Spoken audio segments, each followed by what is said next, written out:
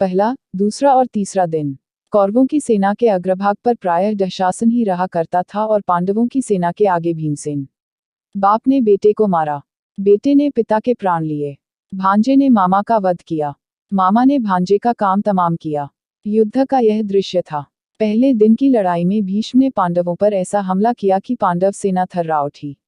युधिष्ठिर के मन में भय छा गया। दुर्योधन आनंद के कारण झूमता हुआ दिखाई दिया। पांडव घबराहट के मारे श्रीकृष्ण के पास गए। श्रीकृष्ण युधिष्ठिर और पांडव सेना का धीरज बंधाने लगे। पहले दिन की लड़ाई में पांडव सेना की जो दुर्गति हुई थी, उससे सबक लेकर पांडव सेना के नायक धृष्टद्युम्न ने दूसरे दिन बड़ी सतर्कता के साथ व्यूह रचना की और सैनिकों का साहस बंधाया। सारी कौरव सेना में 3 ही ऐसे वीर थे जो अर्जुन का मुकाबला कर सकते थे, भीष्म, द्रोण और कर्ण। सारे कौरव वीरों को अपना प्रतिरोध करते हुए देखकर अर्जुन ने अपना गांडीव हाथ में लेकर इस कुशलता से युद्ध किया कि कौरव सेना के सभी महारथी देखकर दंग रह गए। भीष्म ने अर्जुन पर जोरों से हमला कर दिया। इस प्रकार अर्जुन और भीष्म के बीच बड़ी देर तक युद्ध होता रहा। फिर भी हार जीत का कोई निर्णय न हो सका।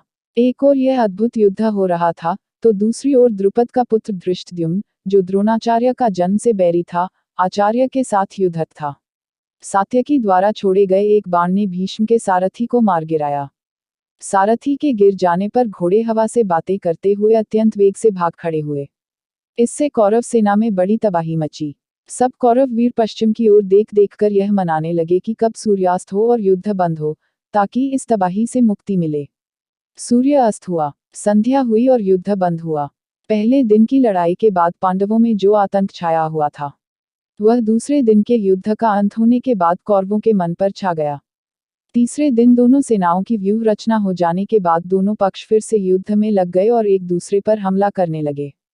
भीमसेन द्वारा चलाए एक बाण से दुर्योधन जोर का धक्का खाकर बेहोश हो गया और रथ पर गिर पड़ा। यह देखकर उसके सारथी ने सोचा कि दुर्योधन को लड़ाई के मैदान से हटा लिया जाए, जिससे कौरव सेना को दुर्योधन के मूर्छित होने का पता न चले।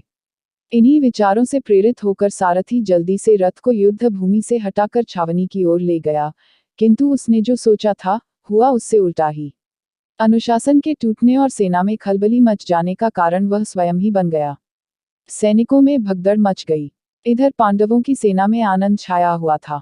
दिन के पहले भाग में उन्होंने कौरव सेना पर जिस प्रकार हमला करके उसे तितर बितर कर दिया था, उन्हें इस बात की आशा न थी कि भीष्म इस बिखरी हुई सेना को फिर से इकट्ठा करके उन पर टूट पड़ेंगे। भीष्म ने ऐसा भयानक हमला किया कि पांडव सेना के पांव उखड़ गए। श्रीकृष्ण, अर्जुन और शिखंडी के प्रयत्नों के बावजूद सेना अनुशासन में न रह सकी।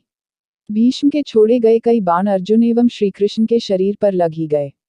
इस पर श्रीकृष्ण को असीम क्रोध आ गया। उनसे रहा न गया। उन्होंने खुद भीष्म को मारने की ठानी। अर्जुन यह देखकर सन्न रह गया। उसने सोचा कि यह तो बड़ा अनर्थ हो जाएगा। वह रथ से उतरा और श्रीकृष्ण के पीछे भागा। अर्जुन के आग्रह पर श्रीकृष्ण वापस लौटकर फिर से अर्जुन का रथ हाँकने लगे। श्रीकृष्ण के इस कार्य से अर्जुन उत्तेजित हो उठा और कौरव सेना पर वह वज्र के समान गिरा। शाम होते होते कौरव सेना बड़ी बुरी तरह से हार गई। थकी हारी सेना मशालों की रोशनी में अपने शिविरों को लौट चली।